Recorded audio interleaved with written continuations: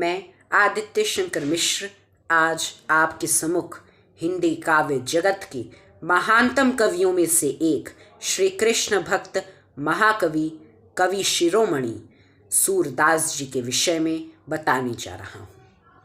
सूरदास जी का जन्म सन 1478 में रोनकता या रेणुका क्षेत्र में हुआ था। एक अन्य मान्यता के अनुसार उनका जन्म दिल्ली के समीप सीही गांव में हुआ था। सूरदास जी एक गरीब सारस्वत ब्राह्मण परिवार में जन्मे थे।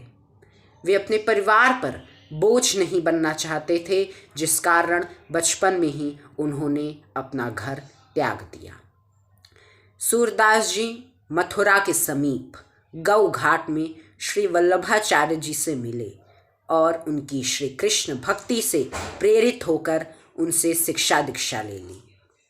सूरदास जी अपने 105 वर्ष के लंबे जीवन काल में श्री कृष्ण भक्ति के वर्णन करते हुए लगभग 1 लाख से भी अधिक पदों की रचना की, किंतु हमारे बीच अभी मात्र 10,000 पद ही उपलब्ध हैं और उनके 16 ग्रंथ उपलब्ध हैं।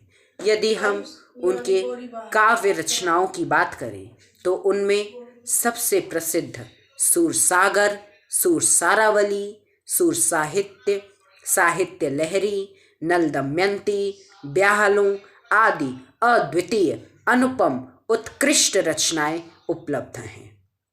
सूरदास जी अपने संपूर्ण जीवन को श्री कृष्ण भक्ति में समर्पित कर दिए और वे श्री कृष्ण की बाल लीलाओं का सुंदर वर्णन किया करते थे।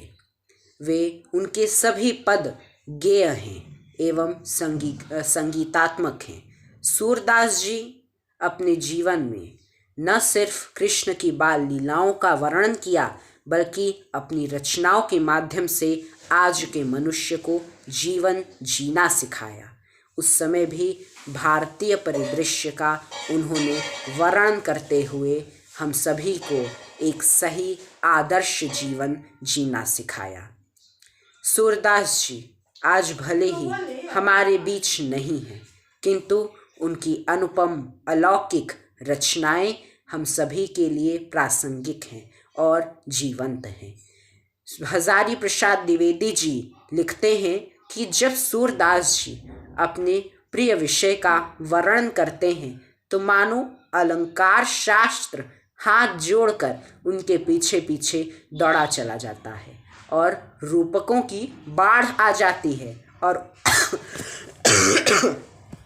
उपमाओं की वर्षा होने लगती है। सूरदास जी की महिमा का वर्णन करते हुए एक कवि ने लिखा है, सूर सूर तुलसी शशि उड्डयन केशवदास। सूरदास जी महान कवियों में से एक तुलसीदास जी, केशव आदि कवियों के समकक्ष हैं। सूरदास जी का जीवन हम सभी के लिए प्रेरणादायक है। हमें उनके जीवन से यह सीखना चाहिए कि किसी भी व्यक्ति की अक्षमता, अगर वे अंधा है या कुछ भी है, तो उसे अपने जीवन में उसे अपना हथियार बनाना चाहिए, न कि अपनी कमज़ोरी।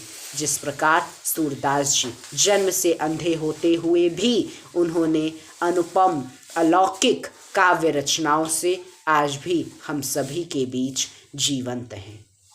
अंत में मैं सूरदास जी के विषय में यही कहना चाहूँगा कि सूरदास जी जैसे महानतम कवियों का हिंदी साहित्य जगत में श्रेय कभी भी कम नहीं हो सकता और ना ही घटाया जा सकता है, क्योंकि सूरदास जी महानतम कवियों में से एक थे और उनकी रचनाएं आज भी प्रासंगिक हैं और हम सभी के लिए प्रेरणादायक हैं। धन्यवाद।